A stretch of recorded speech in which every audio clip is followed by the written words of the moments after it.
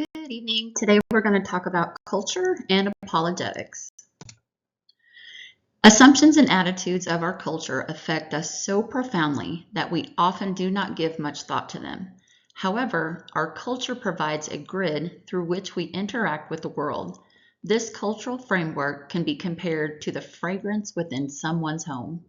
People rarely notice the smell in their own homes because they are so used to it. In the same way we do not notice familiar odors, we usually do not notice cultural assumptions, beliefs, and attitudes that have been formed by the culture that we live in. Our culture gives us the framework for our thinking, believing, and desiring. It is crucial for an apologist to understand that people's beliefs or assumptions are culturally and historically conditioned. Understanding cultural plausibility structures is vital for apologetics.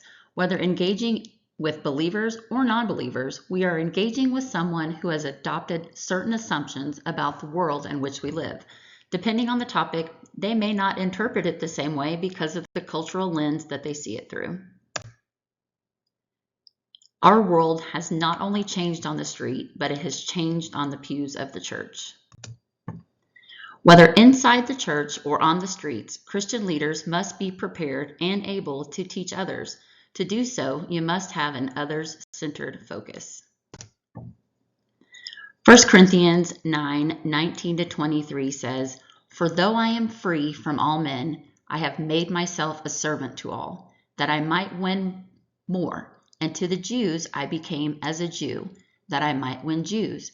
To those who are under the law, as under the law, so that I might win those who are under the law. To those who are without the law, as without the law, not being without the law toward God, but under the law toward Christ, that I might win those who are without the law. To the weak I become weak, that I might win the weak.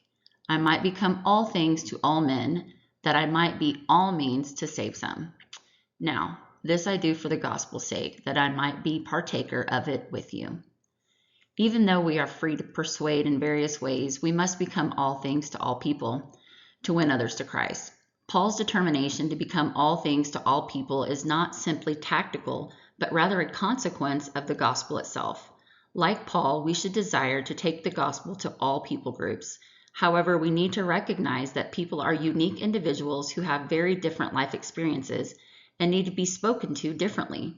Throughout Paul's ministry, the gospel is central to his theology, witness, and persuasive efforts. Paul adjusted his style without changing what he believed. This is key when overcoming cultural differences.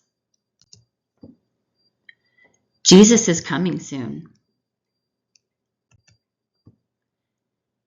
And with Jesus coming soon, we need to reach others that most run from. There was a time in my life when I would have walked right past the homeless woman on the street, a time where I was so me-focused that stopping to share the gospel was the furthest thing from my mind. Today, I share the gospel every chance I get. Our culture is moving further and further away from God, and as a Christian, it is my responsibility to make a defense and try to take as many people to heaven with me. He is coming back, and the thought of someone spending an eternity separated from him breaks my heart. My desire is to be like Paul and be all things to all people